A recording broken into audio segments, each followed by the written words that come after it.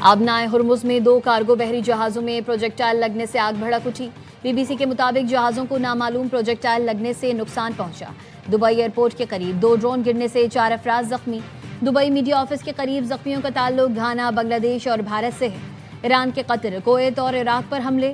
Kuwait में अमरीकी अड्डे पर 8 मिसाइल दागे गए। बगदाद एयरपोर्ट के करीब अमरीकी सफारत खाने पर ड्रोन हमला। ईरान ने आज भी सऊदी अरब के ऑयल फील्ड पर ड्रोन फायर किए। सऊदी वजारत दिफा का कहना है प्रिंस सुल्तान एयरबेस पर फायर किए गए 7 बैलिस्टिक मिसाइलों को तबाह किया गया। जुनूब मशरक में ऑयल फील्ड की जानिब आने वाले 7 ईरानी ड्रोन्स गिराए। बहरीन की वजारत दिफा के मुताबिक अब तक 106 मिसाइल्स और 176 ड्रोन्स तबाह कर चुके हैं।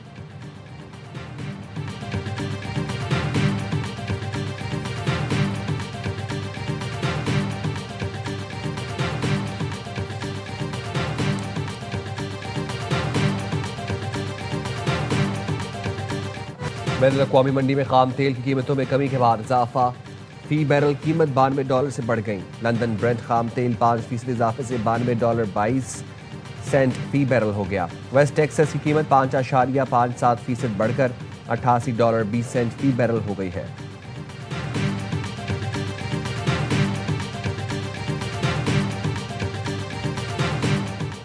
ईरान के अमरीकी और इसराइली हमलों के जवाब में इक़्तिसादी मराकज़ और बैंकों को निशाना बनाने की धमकी।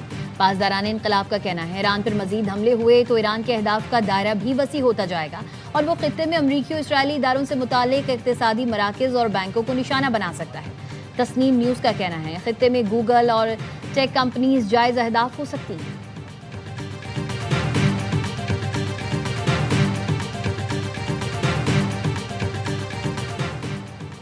अमेरिका और इसराइल सिर्फ ईरान नहीं तवानाई के वसाइल पर कंट्रोल चाहते हैं। हमले गुंडागर्दी की मिसाल है। ईरान के खिलाफ अरब मुल्कों की सरजमीन इस्तेमाल होना अफसोसनाक है। ईरान अरब मुल्कों से दोस्ताना ताल्लुकात को अहमियत देता है। तर्जुमान ईरानी वजारत खारजा के मुताबिक ईरान सिर्फ अमरीकी तनसीबात को निशाना बना रहा है। ईरान में तेल की तनसीबात को निशाना बनाने से जहरीला धुआं फैला। आलमी अमन को खतरे में डालने पर अमरीका को जवाबदेह ठहराना चाहिए।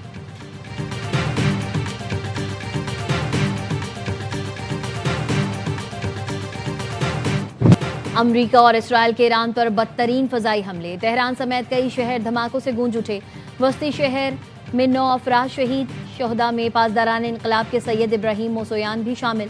इसराइली फ़ौज ने मगरबी ईरान में हमला करके ईरानी फ़ौजियों को शहीद करने का दावा भी किया। रात भर जंगी तैयारों ने दर्जनों भारी बम गिराए। मेहराबाद एयरपोर्ट के करीब भी धमाके हुए। तेहरान पर हमलों के दौरान बिजली के निज़ाम को नुकसान पहुंचा। अस्फहान और करज शहरों पर भी हमले हुए। इसराइली वज़ीर ख़ारजा का कहना है जंग उस वक्त ख़त्म होगी जब इसराइल और अमरीका मुनासिब समझेंगे, लेकिन इसराइल ईरान से लामहदूद जंग नहीं चाहता।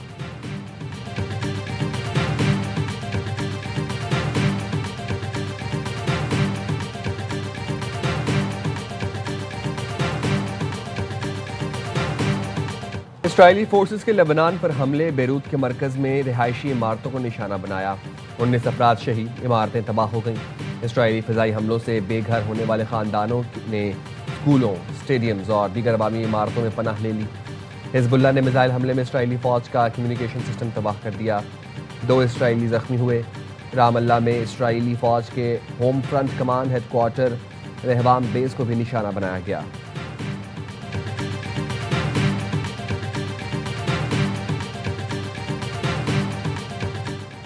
अमरीका, इसराइल और ईरान में जारी जंग के असरात से मुताल्लिक अक़वाम मुत्तहिदा की सलामती काउंसिल का अहम इजलास आज होगा। अमरीका, इसराइल और ईरान जंग के खित्ते पर असरात के हवाले से सलामती काउंसिल का अहम इजलास आज होगा। चीन ने खलीजी ममालिक पर हमलों की मुखालफत कर दी। चीन की वजारत खारजा के तर्जुमान ने शहरियों और गैर फौजी मकामात पर हमलों की मजम्मत की है। शुमाली कोरिया का ईरान के नए सुप्रीम लीडर मुश्तबा खामनाई की मुकम्मल हिमायत का ऐलान। प्यांगयांग ने ईरान के फैसले का एहतराम और मुश्तबा खामनाई के इंतखाब को खुश आइंद करार दे दिया। ईरान पर अमरीका और इसराइल के हमलों की शदीद मजम्मत की।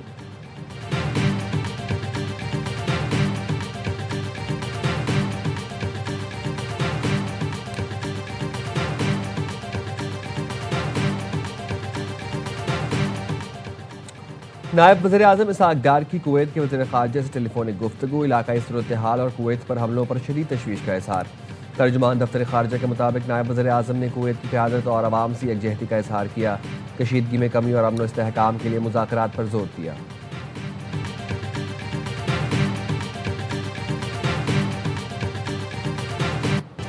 कौमी असम्बली सेक्रेटरीट में किफ़ायतशारी इक़दाम 70%, सरकारी गाड़ियां बंद रखने का फैसला। अरकान कौमी असम्बली की 2 माह की तनख्वाहों और अलाउंसेस में 25% कटौती। पार्लिमानी वफूद के बैरून मुल्क दौरों पर मुकम्मल पाबंदी आई। ग्रेड 20 और उससे ऊपर के अफसरान की 2 दिन की तनख्वाह कौमी खजाने में जमा होगी। जिन अफसरान जिनकी तनख्वाह 3 लाख या उससे जायद है, उनकी भी 2 दिन की तनख्वाह में कटौती होगी। सेक्रेटरीट में तमाम खरीदारी फौरी बंद कर दी गई है, नोटिफिकेशन जारी।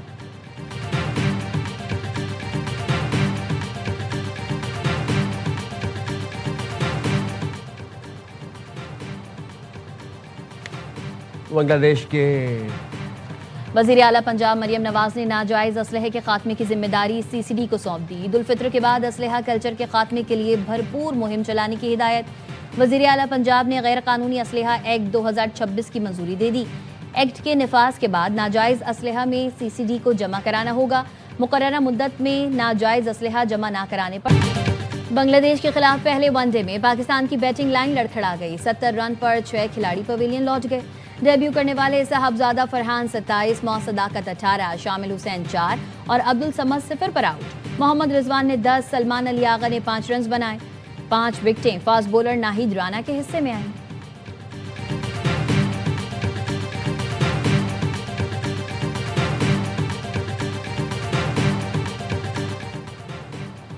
£190 मिलियन केस में बानी पीटीआई और अहलिया की सजा मौतली की दरखास्तों पर समाअत बैरिस्टर एतजाज़ अहसन ने कहा, वकालतनामे के हुसूल के लिए मुझे अडियाला के करीब भी नहीं जाने देते। कल अदालत ने एडवोकेट जनरल को हिदायत की कि वकालतनामा दस्तखत करा कर देंगे। ये लोग किसी अदालत को नहीं मानते। हमारा वकालतनामा नहीं लेना तो ना लें, लेकिन आप सलमान सफदर को सुने, हमारा केस रोज़ाना सुने। नैब ने दरखास्त नाकाबिल समाअत करार देने की मुतफरक दरखास्त दायर कर दी। अदालत ने बानी पीटीआई को नोटिस जारी करते हुए समाअत मुलतवी कर दी। बैरिस्टर गौहर कहते हैं, जुडिशल पॉलिसी के मुताबिक सजा मौतली की दरखास्त पर 60 रोज़ में फैसला करना होता है। हम हर मरतबा अदालत आते हैं, लेकिन इंसाफ का दरवाज़ा खुला नहीं मिलता।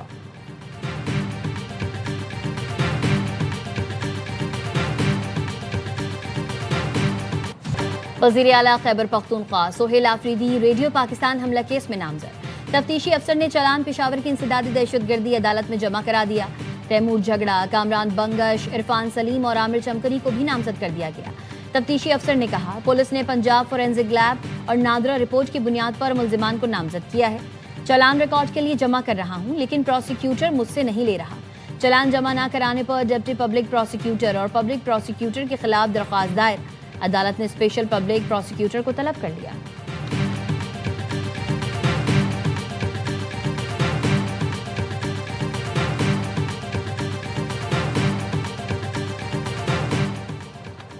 बहरीन काउंसलेट आमद काउंसिल जनरल अब्दुल्ला अहमद से मुलाकात। ओमान और कतर के काउंसिल जनरल भी मौजूद थे। मुलाकात में खित्ते के अमन इस्तेहकाम और मौजूदा सूरत हाल पर तबादला ख्याल किया गया। गवर्नर सिंध ने कहा, मशरिक़ वस्ता में अमन से पूरे खित्ते में खुशहाली मुमकिन होगी। पाकिस्तानी हुकूमत और अवाम मुश्किल घड़ी में खलीजी ममालिक के साथ हैं। बहरीन, ओमान और कतर के काउंसिल जनरल्स ने अमन इस्तेहकाम के लिए पाकिस्तान की काविशों को सराहा।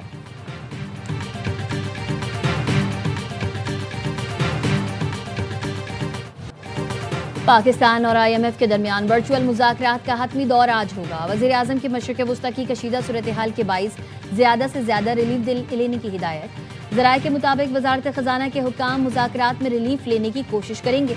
टैक्स हदफ में 200 अरब रुपए की कमी के लिए भी कोशिशें की जाएंगी। हुक्काम का कहना है, कशीदा सूरत हाल के बाद महदूद माशी सरगर्मियाँ टैक्स आमदन मुतासर कर सकती हैं।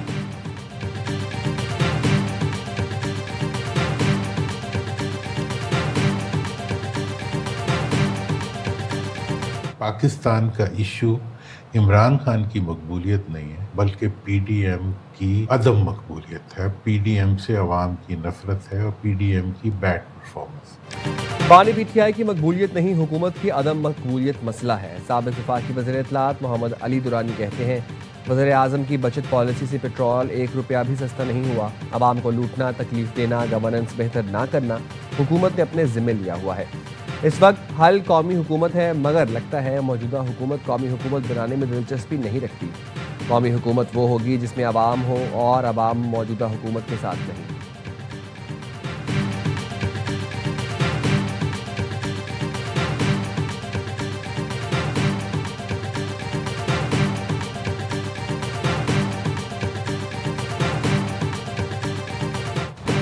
अफगान तालिबान और फितना खवारिज के खिलाफ पाक फौज की मौसर कार्रवाइयां जारी। यूब और वजीरिस्तान से मुल्हिका अफगान तालिबान की पोस्ट को निशाना बनाया। सिक्योरिटी जराये ने बताया बुज़दिल अफगान तालिबान पोस्टें और असलहा छोड़कर फरार हो गए। यूब सेक्टर पर जेर कब्जा पोजीशन से रूसी साख्ता हैवी ग्रेनेड लॉन्चर्स कब्जे में ले लिए गए।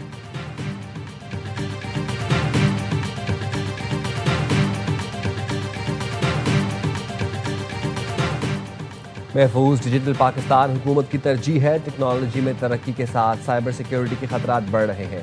वज़ीर IT शिजा फातिमा का साइबर सिक्योरिटी कॉन्फ्रेंस से खिताब। कहा गुज़िश्ता साल हमने अपने से कई गुना बड़े दुश्मन से जंग लड़ी। साइबर सिक्योरिटी ने हमारी फतह में अहम किरदार अदा किया। डिजिटल नेशन पाकिस्तान विजन में साइबर सिक्योरिटी पर भी तवज्जो मरकूज की गई है।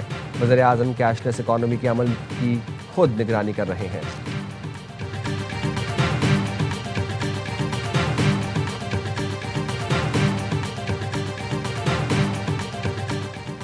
NCCIA की डिफेंस कराची में कार्रवाई। कॉल सेंटर से 4 मुल्जिमान गिरफ्तार। 14 लैपटॉप्स, 10 मोबाइल फोन और हजारों गैर मुल्की शहरियों का बैंक डेटा बरामद। हुकाम का कहना है जालसाजी और धोखाधड़ी के लिए इस्तेमाल होने वाले डिजिटल आलात भी जब्त कर लिए गए। मुकदमा दर्ज करके तफ्तीश शुरू कर दी गई।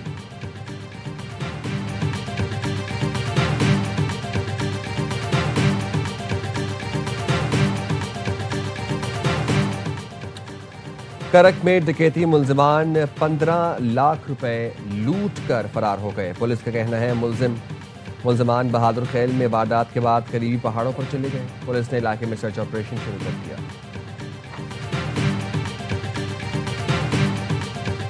कराची में हैवी ट्रैफिक ने मजीद 2 जिंदगियों का चिराग बुझा दिया। करीमाबाद में ट्रेलर ने मोटरसाइकिल सवार भाइयों को रौंद डाला। दोनों भाई ईद की खरीदारी करके घर जा रहे थे। ताबिश और आतिफ मैट्रिक के तालिब इल्म थे।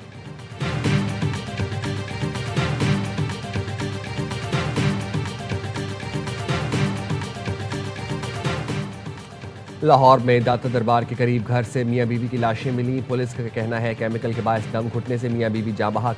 2 बच्चे मुतासिर हुए। हादसा घर के ऊपर केमिकल के कारखाने की वजह से पेश आया। कारखाने के मालिक को गिरफ्तार कर लिया गया।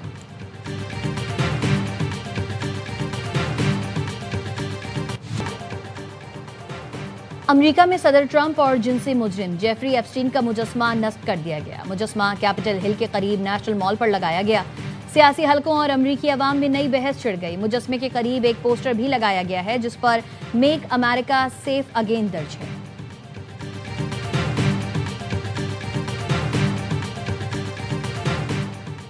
यौम अली पर मुल्क भर में सिक्योरिटी के सख्त इंतजाम। जुलूसों की निगरानी के लिए पुलिस का कड़ा पहरा। कराची में यौम अली का मरकजी जुलूस निश्तर पार्क से बरामद हुआ। पंजाब में 30,000 से ज्यादा पुलिस जवान सिक्योरिटी पर तैनात। IG पंजाब का मगरबी सरहदी सूरत हाल के पेश नज़र सिक्योरिटी बढ़ाने का हुक्म। कहा बैरून सूबाई सरहदी चौकियों पर तैनात एहलकार इंतहाई अलर्ट रहे।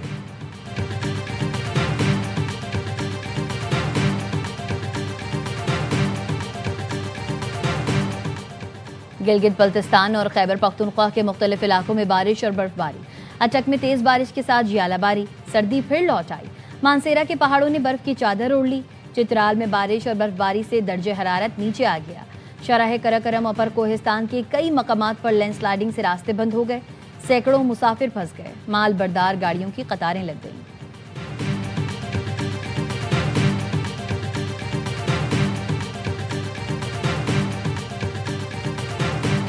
और वेस्ट इंडीज क्रिकेट टीम 10 दिन बाद भी भारत से वापस ना जा सकी। ICC की जानिब से चार्टर फ्लाइट का इंतजाम भी ना हो सका। ICC का कहना है वेस्ट इंडीज और जनूबी अफ्रीका के खिलाड़ी आज से वतन वापस लौटना शुरू होंगे। कैरेबियन खिलाड़ी कमर्शियल फ्लाइट से वतन वापस जाएंगे।